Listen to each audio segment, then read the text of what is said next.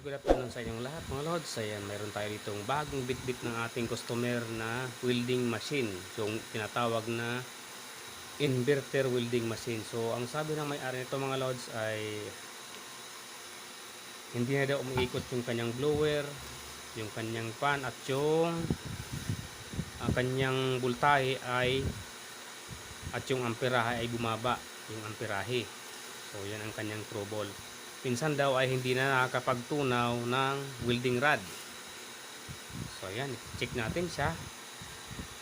Yan, pero bago natin simulan mga lods, shoutout pala kay Andetech, kay Lix TV, sa lahat ng ating mga kapo-technician, sa lahat ng ating mga kapo-vlogger, at sa lahat ng ating mga subscriber. Ayan.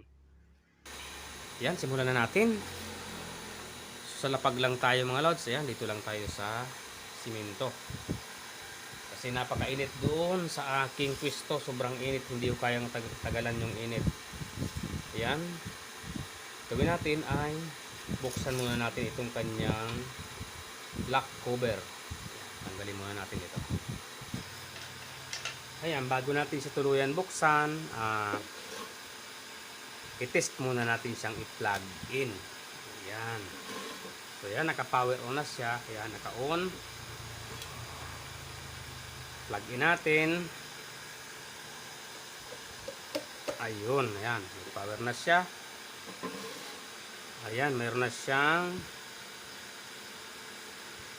9 ampere. Ayan. Yan yung kanyang original na amperahe. 200 plus. So ngayon, bagsak na. Ayan, buksan na natin. Tuloy na natin, tuloy na.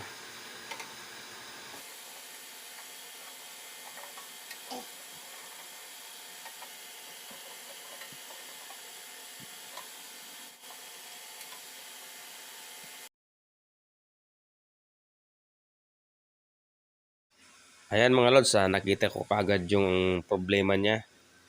Yung kanyang control mismo ang may problema. So ayan mga lods, bali tinanggal ko na yung kanyang control dahil yan talaga ang aking nakikitang sira. Ayan. So bali ang gagawin ko dyan mga lods ay sasalpak tayo ng control na hindi same ng ating tinanggal kasi mag-order pa tayo niyan sa Shopee.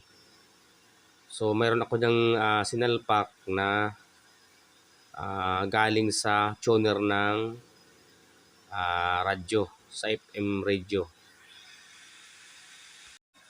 Ayan mga lods, sinalpak ko na yung galing sa sinasabi ko na FM tuner, yung control ng yung tuning. Ayan, sinalpak ko na at yan yung dati niyang control. Sabi kasi na may-ari ay gawang ko lang muna ng paraan, kaya ayan. So ginawa ko naman yung aking makakaya para bukas ay magamit yung welding machine. Ayan mga lods, test natin yung kanyang amperahe. Ayan, good na siya. Bali kakabit ko na pala mga lods yung blower, kaya lang medyo maliit yung atin nakuha at 12 volts lang. Kaya yung aking gagawin dyan ay mag-modified na lang ako ng lalagyan ng blower para maisalpak ko dyan sa kanyang likod. Ayan. Ayan, medyo maliit kasi yan. Kaya ang gagawin ko dyan ay yung dating blower ay tatabasin ko yung kanyang cover at itatapal ko dyan sa aking pampalit na blower, yung 12 volts. At maglalagay pa ko dyan ng regulator na 78012 para hindi masunog yung ating blower na pamalit. Ayan na mga lods, yung aking ginawa sa blower. Ayan o. Pinatin ko yung dati niyang blower para makuha ko yung salpakan ng tornilyo. At pinapal ko yung 12 volts na blower. Ayan, salpak ko na para ma-fix ko na yung blower. So, sunod kong gagawin dyan ay lalagyan ko siya ng regulator na 12 volts.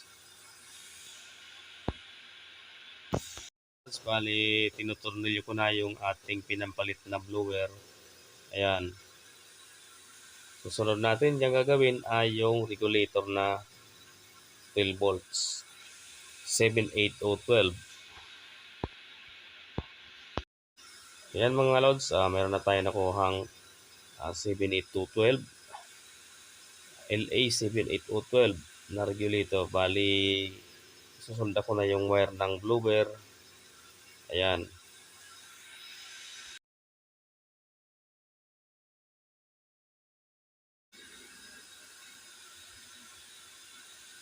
Ayan, okay na.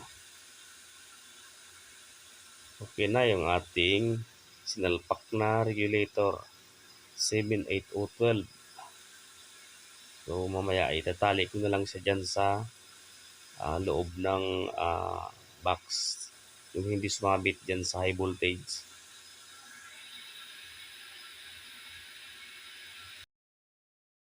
Ayan, tinali ko na yung ating sinalpak na regulator. Ayan, okay na siya. Ayan mga lods, so na-fix ko na yung ating wire. So ayan, binutas ko itong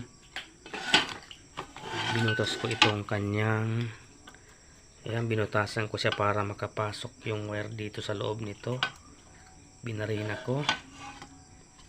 So yung isa ganun din. Ayan. So ipipix na natin siyang tuluyan para bukas ay magamit na. Ayan.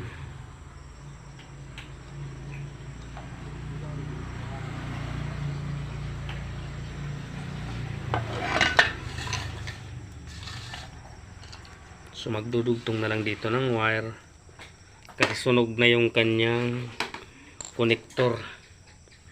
Hindi na pwede, naglulos contact na at napudpud na rin yung copper. Kaya ganyan na ang kanyang, ayan, sira na yung kanyang, yan o. Tapos yung butas dito ay sira na din. Kaya ganito na yung kanyang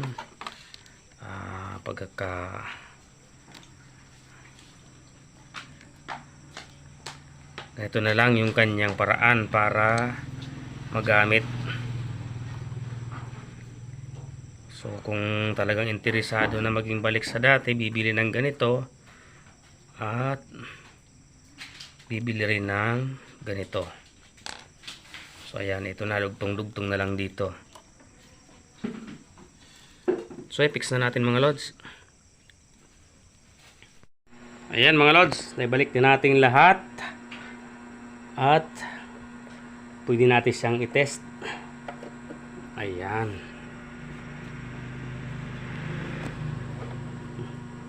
Mali yung ating na-plug. Ito. Test natin. Yan ka lang be. Ayan na. 200.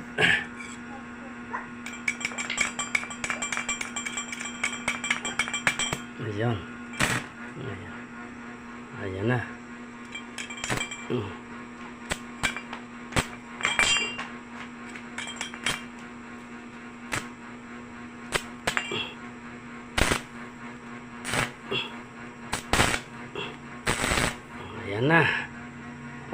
Okay na. Ayan. So hanggang dito na lang yung ating mixing video mga lods. Maraming salamat sa inyong walang sawang suporta sa aking mga ina-upload na video. Ayan na siya. Natapos din.